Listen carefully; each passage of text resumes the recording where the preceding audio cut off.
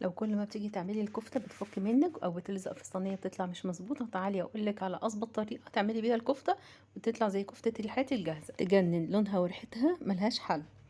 متماسكة جدا من بره، من جوه بقى طرية محتفظة بعصارتها وطعمها خطير. يلا بينا نجيب نص كيلو من اللحمة ونحط عليها الاضافات اللي هقولك عليها دي. نص كوباية من البقسماط المطحون، ملح وفلفل وبابريكا وبهارات كفتة، معلقة صغيرة بيكنج باودر. جبت كمان بصلاية كبيرة فرمتها في الكبة وعليها قرن من الفلفل الأحمر وعودين من البقدونس وكمان طماطمية بس شلت البذر بتاعها. فرمتهم كويس في الكبة وحطيتهم بدون ما اعصرهم وانزل العصارة بتاعتهم.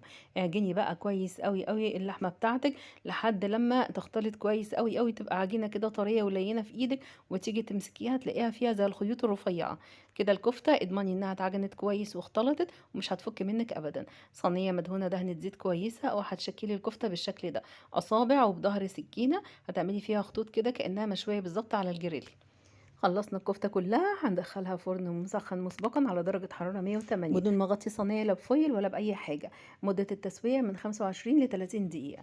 أول ما تطلع من الفرن هاخد طبق فويل صغير أو أي حاجة تستحمل السخونية، أحط فيها فحمية مولعة وشوية كده من الزيت، وهغطي الصينية بورقة فويل لمدة 5 دقايق كده تاخد طعم المشوي وكأنك شويها بالظبط عند الحاتي. بصلايه شرايح وكام عود بقدونس دعكتهم بشويه ملح وبابريكا وشويه سماق، حطيتهم في طبق التقديم ورصيت عليهم الكفته. دوقي بقى احلى طعم كفته عملتيه بايدك في البيت، كفته مشويه كانك شاريها بالظبط من عند الحاتي، بدون شوايه بدون اي تعب، مقادير بسيطه ومكونات بسيطه موجوده عندك في البيت. جربي الطريقه وان شاء الله هي دي اللي هتعتمديها.